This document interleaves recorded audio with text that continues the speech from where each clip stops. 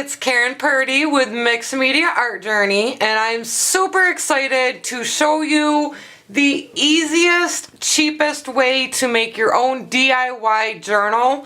And I'm going to focus on art journaling and junk journaling, but really you can make any kind of journal you want, and that's what's so great about the journal I'm going to show you. In fact, I'm going to show you two, but I'm going to start with just one and then I'm going to add the other later. So this first video, I'm just going to go over the supplies that you'll need to make this journal. So the first thing you're going to need is paper. You have options there. You can use plain old copy paper. You can use graph paper. This is pretty versatile. You can use it for just about anything. But if you're going to be doing art journaling, then I'm going to recommend you also get, forgive my squeaky chair, some watercolor paper, some acrylic paper, or some mixed media paper. These are good if you're going to be doing a lot of art journaling, and you may still need to jostle the pages, but this will allow you to, play around with whatever medium you prefer. So for art journaling, you'll want to get some paper that you can cut to size, and we'll get into that. If you're making your own junk journal, then your options are pretty much endless, because the beauty of junk journaling is to take whatever you can find. It could be junk mail, it could be book pages or magazine pages, whatever you find, you sew it together and make a book. So that's pretty much what junk journaling is. But obviously, in order to make a journal, you're going to need paper. So that's the first supply that you're going to need. You're also going to need a measuring tool. Now, on the cheaper end, you can use a ruler. I would recommend a metal ruler, just because you can also use it with a scalpel to cut a straight line.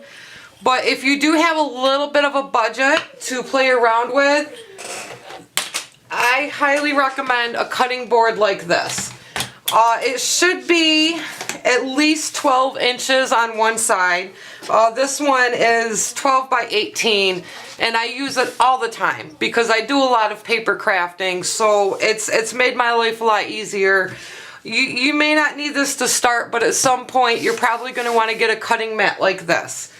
Another thing that you're going to need is a cutting tool, and again, on the cheaper end, you can use a scalpel or an X-Acto knife. This is an X-Acto knife, but a scalpel or a box cutter.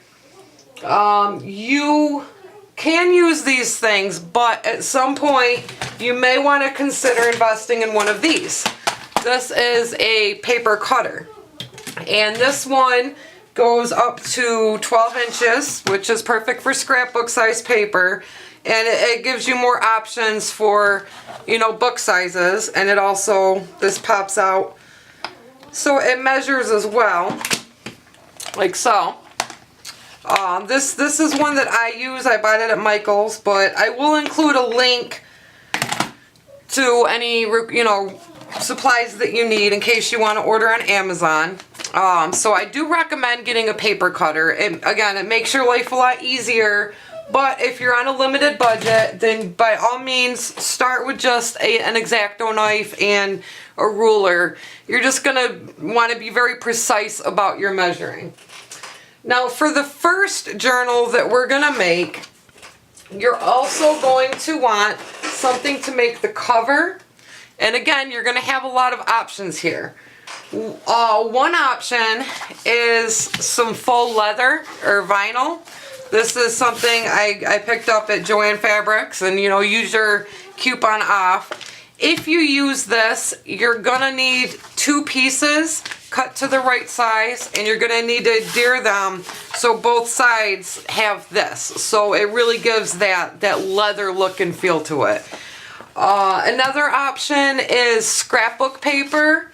In a you need a laminator, but you can laminate scrapbook paper, and that'll make a nice cover too. But my personal favorite, you're gonna love this. I'm here in the dollar store grabbing my favorite cover to make these journals with. Placemats. These are vinyl placemats, and there are many pretty designs. I do try to be careful and pick a design with a pattern that won't be messed up when you cut it down to the right size. So I'll avoid anything like the wine bottles, or there's one with a chicken on it, or any words, because you do need to make sure it's going to work once you cut it down to the right size. So here I am grabbing a few that I will be using in the tutorial video, and I can't wait to show you. So here are a few that I'm going to be using to make covers for this style of notebook. Here, this one's kind of 3D. I don't know if you'll be able to pick that up on the camera. And here's a nice neutral one. And here's a nice neutral one. So you're going to need that for your cover. You're also going to need something to poke holes in the cover. There's basically two options here. On one hand, you can use an awl, which is basically this thing right here. And you can get these for about $3, and you just use this to poke a hole in the cover. As an alternative, you can try using a thumbtack. I have done that in the past. You'll get the same effect, but the holes are going to be kind of small, and it's going to be a little bit difficult to thread what you need to. So an awl would be better than a thumbtack. If you really have no budget, you can do it with a thumbtack and just kind of maneuver it to get the holes the right size. That's one option. If you do have the budget and you do want to splurge, this is my absolute favorite, and this is completely optional. I'm not going to say that you need this, but I absolutely love this. And it's called a Japanese screw punch, which sounds like a cocktail, doesn't it? Or it's also called a book drill. And with this, I can show you a quick example. Let me just take, let's find something I don't mind screwing. Well, here, I have this little piece of scrapbook paper, and I'm going to protect my surface with a piece of chipboard underneath. And to make a hole, all I do is I go like that, and I have a hole. There we go. So, and it's the right size, it's perfect. And this comes with different bit pieces and sizes, so it allows you, it's absolutely awesome. And if you do get in the habit of making your own journals or books, you'll probably want to pick one of those up. I think I spent $10 on Amazon, so it's not that bad. And I'll include a link. But, if you're just getting started and you have a small budget, you can grab an awl and that'll do the trick. Finally, you're going to need some elastic. This is a 2mm elastic. It's in purple. I got this on Amazon, and I think it was about $10 for this big old spool. Or this is some elastic that I grabbed at Walmart. It's obviously not as much. It's only 5 yards. It will also do the trick. So I have this in white, and I have it in black. And so those are some nice neutral colors. If you want to start using colors, I'd honestly recommend, if you make enough of these, go to Amazon, get a spool of the elastic. You do want to get the thicker elastic though, because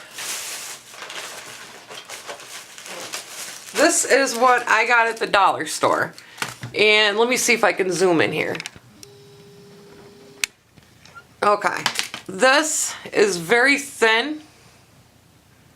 Okay, I'm not very good at the camera. There we go. This is very thin and flimsy, and it doesn't have a lot of hold. If you compare that to what I got on Amazon, you can see just the difference in width. And if you want to make a durable book, obviously you're going to want a bit of a thicker elastic. So, we're going to go through this list one more time, and I do have a PDF you can print.